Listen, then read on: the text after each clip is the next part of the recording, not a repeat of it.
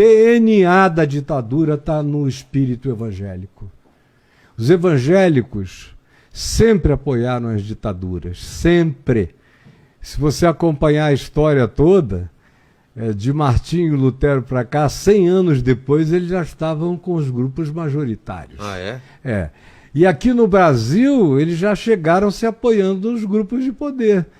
Então, os primeiros evangélicos que chegaram se apoiaram no poder maçônico, que era um dos maiores poderes políticos não partidários do país, era a maçonaria daquele tempo.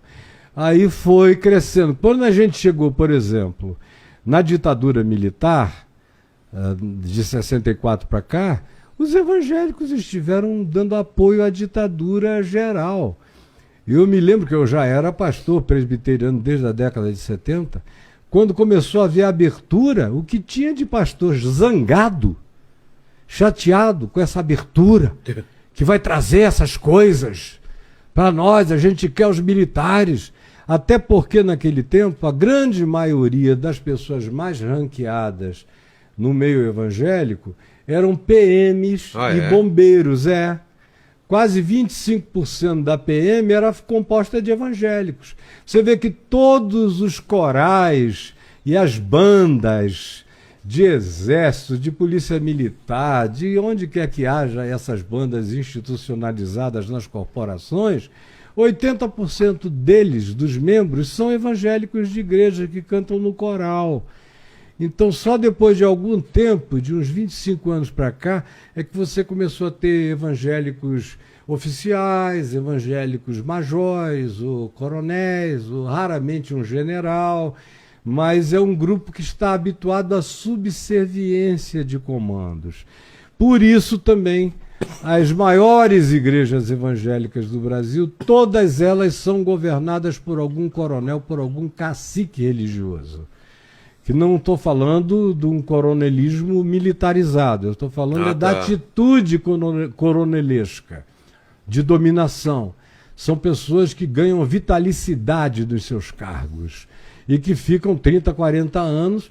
Um povo que fica 30, 40 anos sobre a mesma cabeça, a mesma dominação, a mesma opinião, a mesma repetição, entra num processo de condicionamento horroroso, como nenhum outro grupo do país consegue condicionar tanto os seus membros quanto as comunidades evangélicas. É uma lavagem cerebral que eu, que trabalho também do lado de cá como psicanalista e atendo gente no meu programa todo dia, além de falar e pregar, eu ouço as perguntas. Meu querido, a doença mental cristã evangélica é incomparável. 70% das pessoas que estão nas clínicas psiquiátricas são oriundas e egressas de igrejas evangélicas. É gente que pirou. Pirou porque tinha vontade de dar a bunda. Aí o cara disse, se você der, o inferno. Aí o sujeito fica ali, Espírito Santo, eu estou pecando contra ti, Espírito Santo. Quem é que consegue passar a vida inteira dizendo que está pecando contra Deus sem enlouquecer? A vida inteira dizendo, eu estou no inferno, hoje eu estou no inferno. Eu preciso ficar pelo menos 3 meses sem comer minha namorada, para eu não ficar afastado da ceia do Senhor. Depois de alguns anos, não tem mente que suporte um negócio desse.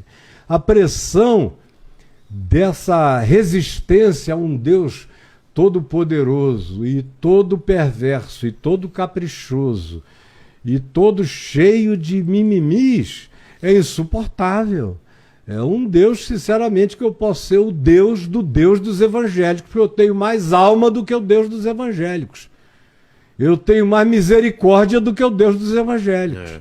Eu tenho mais trato e respeito humano do que o Deus dos evangélicos. Então o cara fica criado, é criado ali dentro, vai sendo condicionado ali dentro, mas a natureza dele é humana.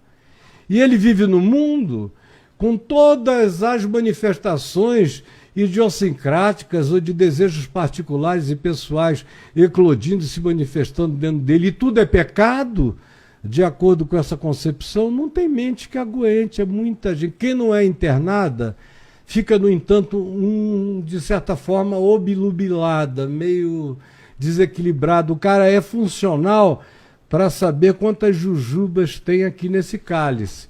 Mas ele não é funcional para um raciocínio filosófico e abstrato. Ele está acostumado a entregar o pensamento dele para outro dizer o que ele deve pensar. E, cara, não tem nada mais horrendo do que isso.